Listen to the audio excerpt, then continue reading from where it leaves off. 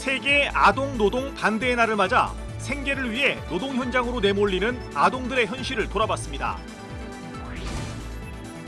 선한 이웃, 오늘은 교회 설립 때부터 청소년과 노인 등 교회 주변 이웃들에게 봉사해온 생명중앙교회 도우키 목사를 만나봅니다. CBS 교계뉴스가 오늘부터 새로운 코너를 마련했습니다. 목회 앤 데이터 코너를 통해 목회자들의 설교 준비에 도움을 줄 일반 사회와 기독교계 관련 통계 자료를 들려드립니다. 여러분 안녕하십니까? CBS 뉴스입니다. 어제는 세계 아동 노동 반대의 날이었습니다. 지금도 전 세계엔 생계를 위해 어쩔 수 없이 노동 현장으로 내몰리는 수많은 아동들이 있습니다.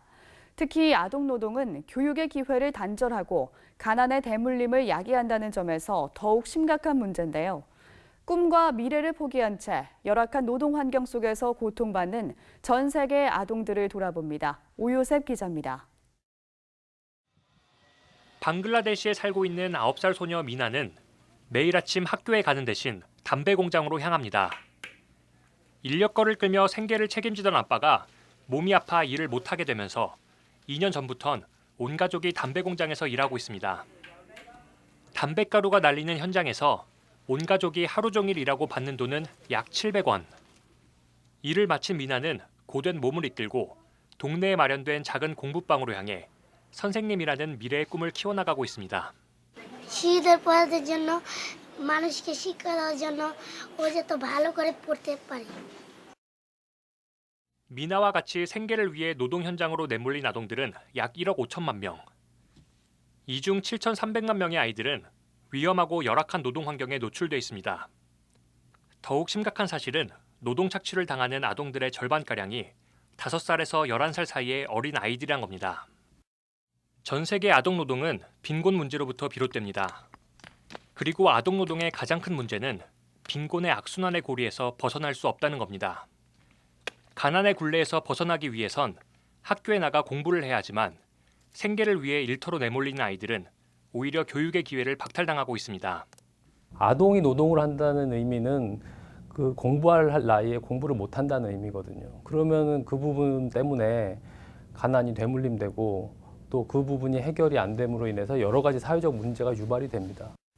전문가들은 안정적인 경제활동 구조를 마련하는 등 근본적으로 지역사회 전체를 회복시키는 포괄적인 접근이 필요하다고 말합니다. 그 마을 주변의 모습, 그 나라 교육부가 다 인식을 같이 해야 하고요. 그렇기 때문에 우리가 가서 한 지역사회를 함께 변화해야 되는 그런 노력이 필요한 것이고요. 보다 포괄적으로 아이들을 도와야 되고 또 아이들을 둘러싼 환경을 도와야 되고 그러면 부모들이 어느 정도의 조합 활동이라든가 경제 활동을 통해서 소득 수준이 좀 올라가 줘야 되고요. 그것을 통해서 아이들이 학교를 갈 수 있는 환경을 만들어 줘야죠. 또 빈곤 속에서 교육의 필요성에 공감하지 못하는 지역사회의 인식과 아동 권리에 대한 인식 개선도 필요하다고 강조합니다. 아동으로서의 권리와 존엄성, 그리고 어린 시절을 박탈당한 채 하루하루 노동에 시달리고 있는 수많은 아이들. 노동 착취로 고통받는 아이들이 새로운 꿈과 희망을 갖기 위해선 적극적인 관심과 도움이 필요합니다. CBS 뉴스 오요셉입니다. 한국기독교교회협의회는 오는 16일 주일 오후에 기독교 대한감리회 광연교회에서 2019년 아시아 주일 예배를 드립니다. 올해 아시아 주일 예배 주제는 무국적자와 인신매매 위기에 놓인 사람들 함께 걷는 순례자로 아시아 기독교협의회 총무를 지낸 안재웅 목사가 말씀을 전합니다. 아시아 기독교협의회 CCA는 1974년부터 해마다 성령 강림절 직전 주일에 아시아 회원 교회들과 함께 아시아 지역 국가들이 처한 현실을 놓고 마음을 모아 예배하는 아시아 주일을 정해 지켜오고 있습니다. 한국교회와 시민사회 여성들이 오늘 고 이희호 여사 추모 예배를 드리고 고인이 평생 걸어온 여성 인권과 민주화, 한반도 평화운동에 힘써 나갈 것을 다짐했습니다. 한국 YWCA가 주관한 범여성계 추모 예배에는 한명숙 전 국무총리와 지은희 전 여성가족부 장관 등 우리 사회 여성 지도자들을 비롯해 감리교와 구세군 성공회 기장 등 교계 여성 목회자와 평신도들이 참석해 고인을 기렸습니다. 차경의 한국 YWCA 전 회장은 고인이 평생 걸어온 여성 해방과 민주화, 한반도 평화의 길을 남은 여성들이 이어받아 새 길을 만들어갈 것을 다짐했습니다. 고 이희호 여사의 장례 예배는 내일 오전 7시 고인이 출석했던 창천 감리교회에서 엄수됩니다.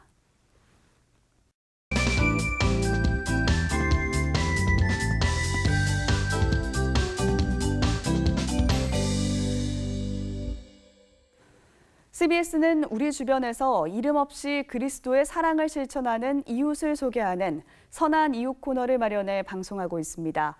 오늘은 교회 설립 때부터 청소년과 노인 등 교회 주변의 이웃들에게 봉사해온 생명중앙교회 도옥희 목사를 유영혁 기자가 소개합니다. 서울 중랑구 면목동 용마산 자락에 있는 생명중앙교회. 가난한 산동네 마을의 교회로 출석 교인 50명 정도지만 지역에서의 영향력은 대형 교회보다 훨씬 더 큽니다. 도옥희 목사는 1998년 이곳에 생명중앙교회를 개척했습니다.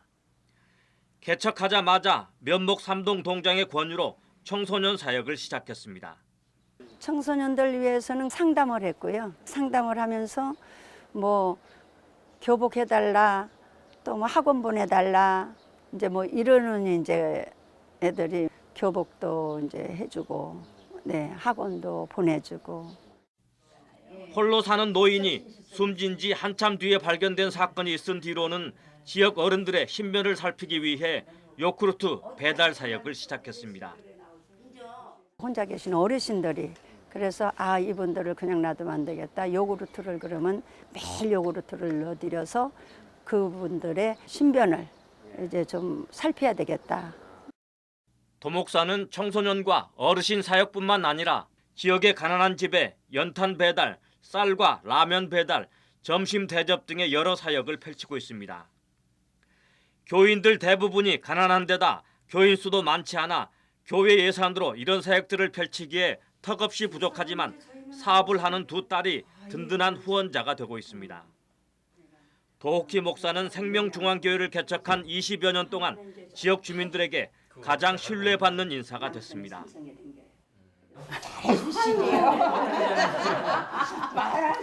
두말할 것도 없어요. 애끼주고 사랑해주고 만날 나는 한장 깨면 만날 기도 많이 해주시지. 건강하게 다니고 그래요. 우리 교인들은 없고 가난한 사람들이 많이 있어요. 다 그래요. 정말 환난과 병에 시달린 그 성도들이 많아요. 저희들이 할 수는 없죠. 그러니까는 목사님이 그냥 직접 나서셔서 그렇게 하세요. 신앙적으로도 행복하고 말씀을 그렇게 주시고 또 사랑해 주시니까 너무 그 감동이 되는 거예요.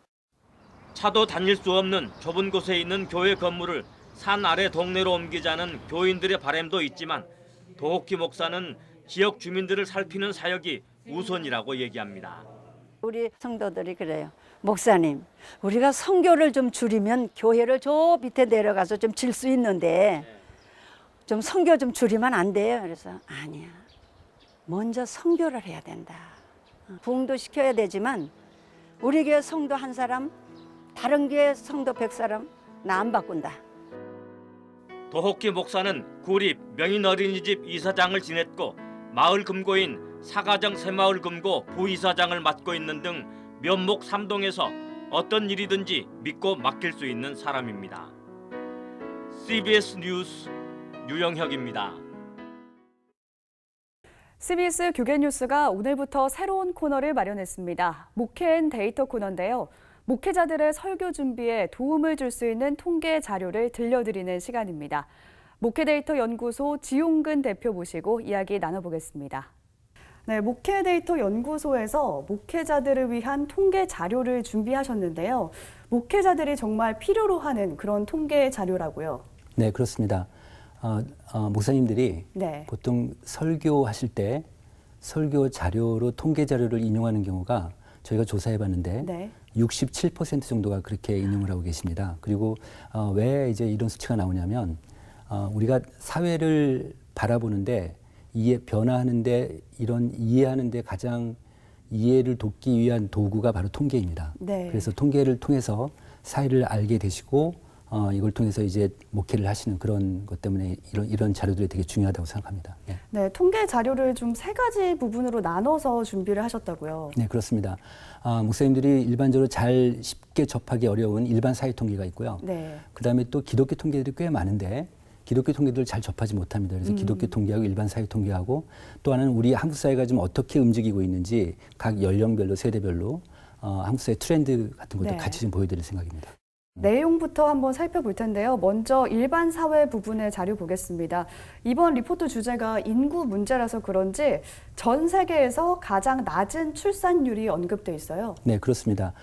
우리나라가 전 세계에서 네. 가장 낮은 출산율을 보이고 있습니다. 출산율이라는 것은 합계 출산율이라고 해서 한 여성이 평생 동안 낳을 수 있는 아이의 수인데요. 네. 우리나라가 전 세계에서 유일하게 1명 미만인 국가가 됐습니다. 0.98명인데요.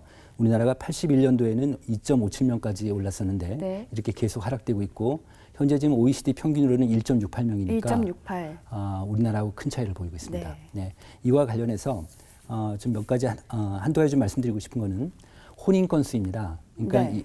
지금 우리나라 출산율이 약한데 이게 영향을 미치는 요인 중에 하나가 결혼을 옛날보다 안 하시는 거예요. 그쵸. 그러니까 혼인 건수가 지난 7년 동안에 계속해서 하락이 되고 있는데 지난 7년 동안에 한 21% 정도 감소를 하고 있습니다. 이것과 관련해서 미혼 남녀들이 결혼할 생각이 얼마나 있는가를 봤는데 남자 청년보다는 여자 청년들이 좀 더 결혼할 생각이 없습니다.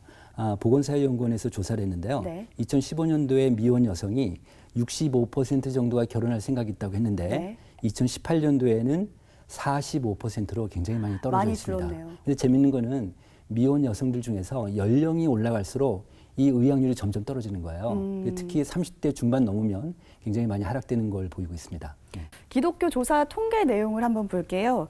한국인의 종교 현황도 조사하셨다고요. 네, 우리나라 통계청이 5년마다 한 번씩 센서스 조사를 하는데 종교 인구는 크게 변하지 않는다고 해서 10년마다 한 번씩 합니다. 그래서 85년부터 2015년까지 30년간 한 세대죠. 네. 30년간에 어떻게 변했나 봤더니 85년도에는 무종교인이 57%였고 종교인이 43%였습니다. 절반 이상이 종교가 없었다. 그렇습니다. 네. 그러니까 그 당시에는 무종교인이 많았죠. 근데 지금 2015년도에 보니까 무종교인이 56%, 종교인이 44%였습니다. 지금 다시 무종교인이 많아진 거죠. 그러니까 중간에는 종교인이 많았었는데 그래서 이 종교인이 무종교인보다 많았던 기간이 한 10년 남짓 정도 되고 있습니다. 10년만 종교인이 많았고 10년 남짓 정도, 네. 한 15년 사이 좀 구축됩니다. 종교인이라는 네. 건 개신교 포함해서 다른 타 그렇습니다. 종교까지 다 네, 포함해서 네. 말씀하시는 거죠? 종교인들의 연령부 분포를 보면 50대를 기준으로 해서 50대를 넘으면서 종교인 비율이 쭉쭉 올라가고 있고요.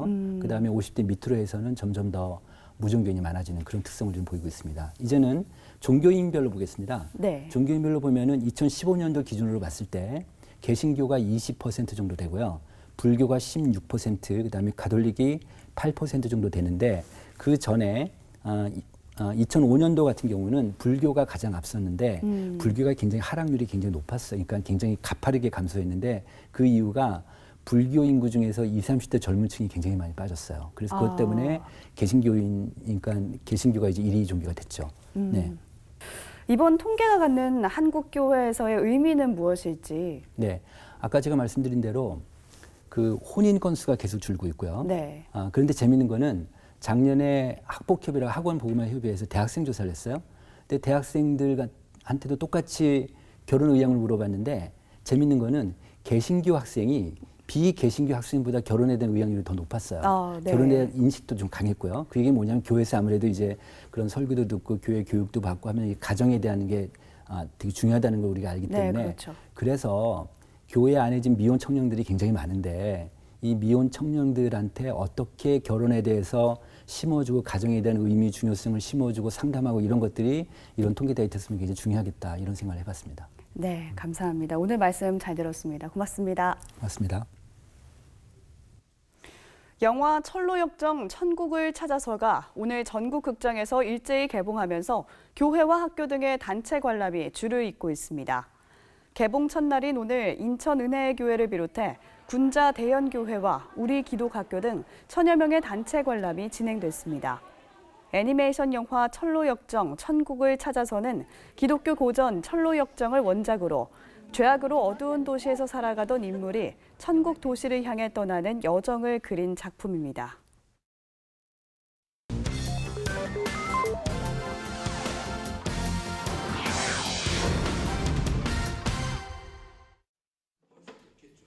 이어서 간추린 지역교계 소식입니다. 국제 전도폭발 한국본부와 호산나 교회가 마련한 국제 전도폭발 한국 지도자 임상훈련이 열렸습니다. 훈련에 참가한 47명의 훈련생들은 강의와 함께 현장 전도 실습 공개 보고회를 통해 각자의 전도 경험과 은혜를 나누는 시간을 가졌습니다. 주님께서 제자들을 세우실 때 사람을 낚는 제자로 세우기를 원하셨다는 거죠. 우리 시대의 모든 성도님들이 사람을 낚는 어부의 삶을 살아드리도록 전도폭발 사역은 계속될 것입니다. 기독교대한감리회 동부연회와 웨슬리 전도학교가 2019 목회자 전도학교를 매주 목요일 6주간 개최합니다. 이번 프로그램은 150여 명의 목회자와 전도에 관심 있는 성도들이 참석했으며 다양한 주제의 전도 강의와 전도 실습으로 진행되며 전도 전문가를 양성할 계획입니다.